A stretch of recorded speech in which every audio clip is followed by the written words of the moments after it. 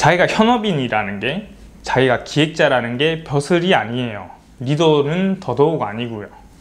근데 공부할 게 많다는 건 어쩔 수 없는 현실이에요.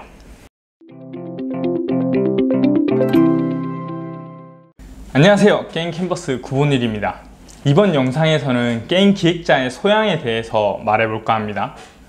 현업인들이 주장하는 게임 기획자의 소양은 전부 다 달라요. 보통은 자기가 잘하는 게 중요하다고 말해요.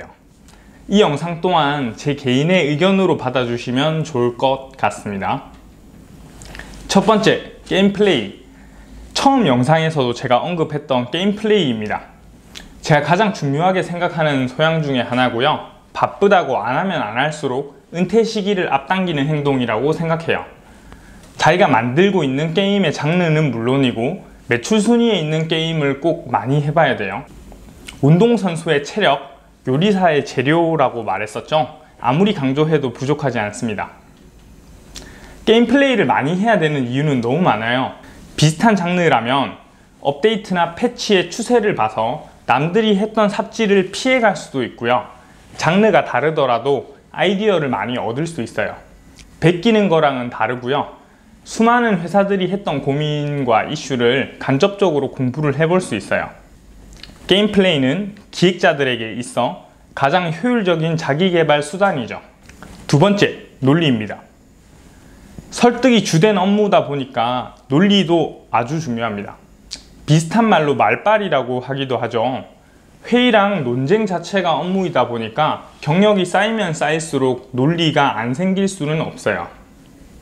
상급자가 기획자 출신이 아니면 일을 잘한다는 판단을 잘 하지 못하기 때문에 말 잘하는 기획자가 대우를 받기도 해요. 기획자가 아니더라도 유시민님급 말빨이 있으면 어떤 업무를 할 때도 자기 무기가 되어줄 거예요. 토론 프로그램이나 논리학 책 등을 봐도 도움이 되고요. 건설적인 키보드 배틀도 어느 정도 도움은 되는 것 같아요. 친구들과 게임에 관한 토론을 해봐도 도움이 되고요. 이번 패치는 개발사의 의도가 뭘까? 왜 이렇게 했을까? 나라면 이렇게 했을 것이다 라고 생각을 하는 것도 논리에 도움이 되겠죠.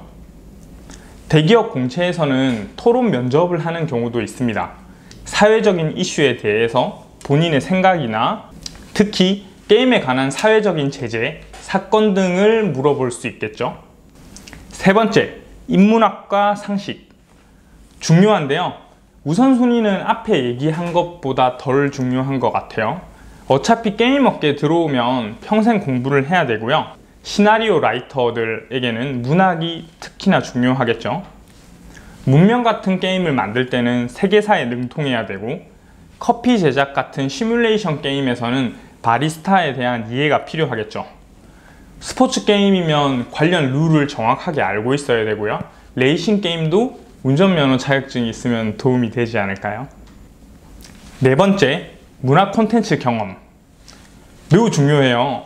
IP로 게임을 만드는 곳에서는 더 중요할 것 같고요. 3D 게임도 카메라 연출 기법은 영화에서 많이 참고를 합니다.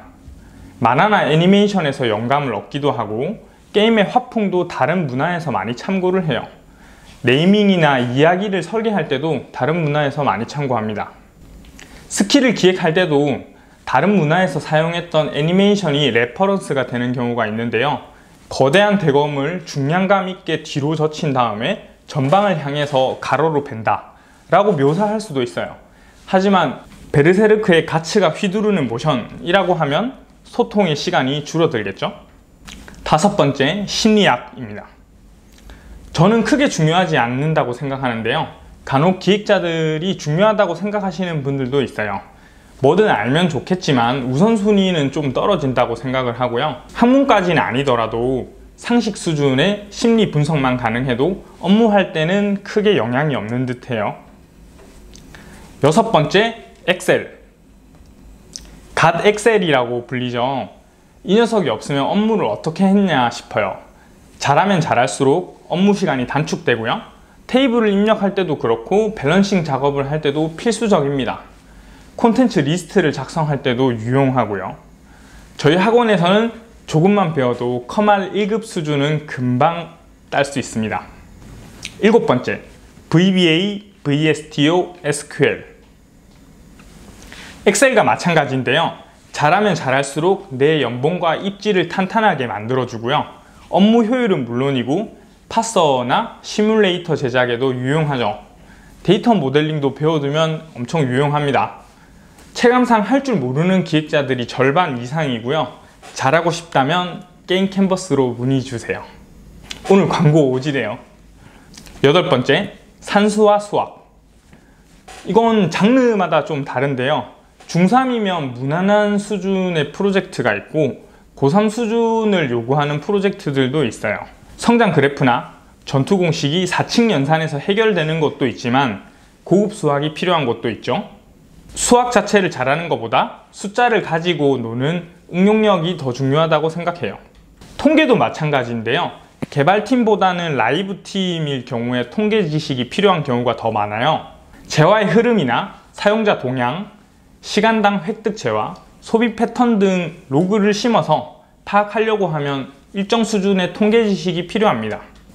9번째, 문서 작성 능력. 과거에는 제가 별 5개라고 생각을 했는데요. 요즘에는 아니에요. 저희 학원에서는 포트폴리오를 정돈되고 아름답게 쓰는 것을 가르치고 있는데요. 회사마다 기획서를 중요하게 생각하지 않는 곳도 많아요. 이건 정답이 없습니다. 안 쓰고 프로젝트가 잘 나온다면 문서화는 전혀 필요가 없어요. 근데 못 쓰는 거랑 안 쓰는 거랑은 달라요. 안 쓰는 회사에 익숙해져 있다가 쓰는 것을 중요하게 생각하는 프로젝트에 들어가면 굉장히 난감하겠죠. 위키나 구글 닥스나 원노트에 개요만 간단하게 정리하는 프로젝트도 있지만 책 수준으로 문서 정리를 요구하는 곳도 있습니다. 조직장이 기획서를 어떻게 받아들이느냐에 따라서 조금 다른데요. 프로젝트의 규모나 조직원들이 문서를 대하는 관점에 따라서 문화 차이가 큰 부분입니다. 쓰는 훈련이 된 사람은 우편함이나 채팅이나 친구 시스템 같은 와이어프레임을 포함해서 2시간 이내로 시스템 기획서를 완료할 수 있어요. 분량이 좀 되는 경매장이나 길드 시스템도 반나절이면 쓸 수 있고요. 물론 제 해석이 덜 들어갔다는 가정이지만요. 제 해석이 많이 들어갔다고 하더라도 생각만 정리되면 쓰는 거에서는 얽매이지 않을 수 있어요. 저는 그래서 문서화를 하는 쪽을 선호합니다. 문서는 히스토리용이랑 생각 정리용, 보고용 등으로 목적이 다양한데 여태 개발 기간이 좀 긴 프로젝트를 많이 해서 히스토리용으로는 꼭 필요하다고 생각해요. 이게 없으면 결정했던 사항에 대한 이유가 남아있지 않아서 같은 실수를 반복하는 경우가 덜어 있어요. 개발 지시야 숙련자들끼리 개발을 하게 되면 문서 없이도 뚝딱뚝딱 만들 수 있어요. 10번째, 프로그래밍. 오래된 논쟁거리예요. 기획자가 프로그래밍을 잘 해야 하냐는 현재도 진행 중입니다. 이게 저희 학원 강사님들끼리도 의견이 다 다른데요. 기획자가 직접 프로그래밍 하면 좋다는 의견도 있고 시간이 유한하기 때문에 적당히 해야 된다는 의견도 있습니다. 기획자가 프로그래밍을 하면 업무 영역을 침범한다고 주장하시는 분도 계시고요. 기획이나 잘하고 프로그래밍을 해야지 라고 하시는 분도 계세요. 다 맞는 말인데요. 제가 내린 결론은 잘하면 좋고 프로그래머로 전직할 게 아니라면 대화가 통하는 수준으로까지 하면 된다고 생각해요. 저도 프로그래밍 공부를 평생 숙제로 가져가고 있는 사람인데요. 앞으로 기획자들이 프로그래밍을 해야 되는 여러 가지 근거가 있는데 업계를 이끌고 가는 네임드들은 대부분 프로그래밍 베이스예요. 김택진 형화도 그렇고 펄어비스 의장님도 그렇습니다. 해외에서도 마찬가지죠. 그리고 지금 초등학교에 코딩 의무 교육을 받고 오는 친구들이 나중에 우리 후배로 들어올 거예요.